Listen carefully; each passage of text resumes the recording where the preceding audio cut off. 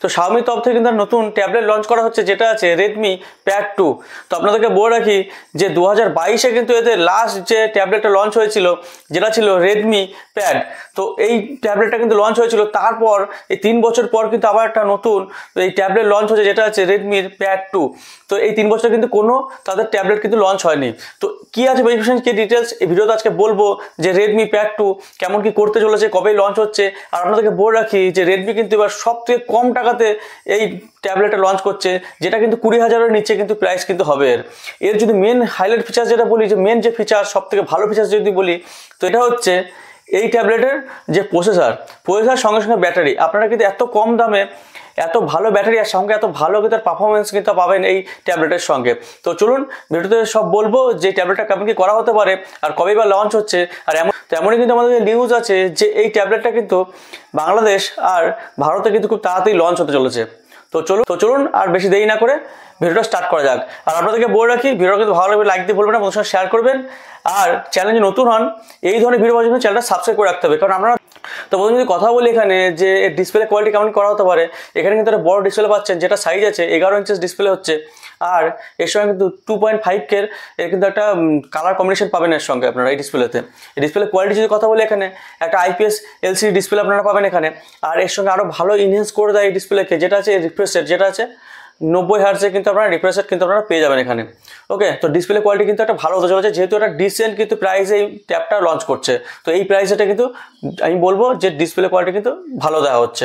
ওকে, তো যদি কথা বলি যে চিপসেটের কথা, তো চিপসেট দেওয়া হচ্ছে, এটা কিন্তু মিডিয়াটেকের তরফ থেকে একটা চিপসেট দেওয়া হচ্ছে, যেটা আছে Helio G100 Ultra। তো এই চিপসেটটা কিন্তু ইউজ করা হচ্ছে, এটা একটা নতুন চিপসেট।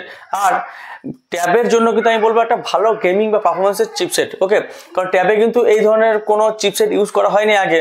এটা কিন্তু মোবাইলে ইউজ করা হয়েছে, এখন মিড রেঞ্জ মোবাইলের জন্য ইউজ করা হয়েছে। আর ট্যাবের জন্য দেখবেন গেমের জন্য কিন্তু এই চিপসেটটা কিন্তু ভালো হতে চলেছে।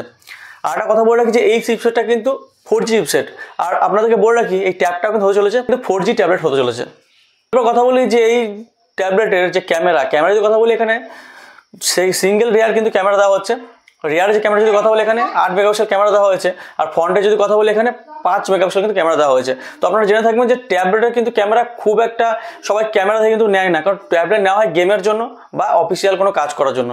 তো ক্যামেরা কারণ কিন্তু এই ট্যাবলেটের ক্যামেরা কোয়ালিটি থেকে কিন্তু কেউ কিন্তু ট্যাবলেট কেনে না।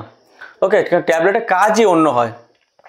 তো এরপর কথা বলবো যে এর ব্যাটারি যদি কথা বলি, এখানে যে এই ট্যাবলেটের সঙ্গে কিন্তু আপনারা 9000 mAh একটা ব্যাটারি পেয়ে যাবেন।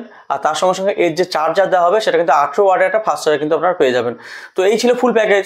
একটা ডিসেন্ট কিন্তু একটা ট্যাবলেট লঞ্চ হচ্ছে, যেটার প্রাইসও কিন্তু কম। তো প্রাইস যদি কথা বলি, এখানে এর কিন্তু প্রাইস যেটা আছে, দুটো ভেরিয়েন্টে লঞ্চ হচ্ছে। যে 4GB 128GB ভেরিয়েন্টের কথা বলি, এখানে কিন্তু 19,400 টাকা কিন্তু আপনারা প্রাইস পাবেন।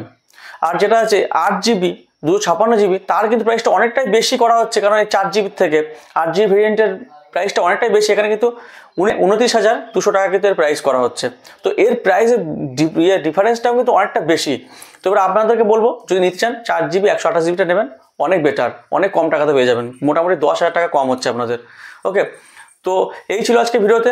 আশা করছি পুরো বিষয়টা আপনাদের ক্লিয়ার বলতে পারলাম যে এই ট্যাবলেটটা কেমন কি লঞ্চ করছে রেডমির, আর কবে লঞ্চ হচ্ছে সেটা আপনাদেরকে বলে রাখি। এটা কিন্তু এই জুন মাসের শেষ দিকে কিন্তু লঞ্চ হতে পারে, এমন কিন্তু নিউজ আমাদের কাছে আসছে। আর এই ট্যাবটা কিন্তু বাংলাদেশেও লঞ্চ হতে পারে, এমন নিউজ আসছে।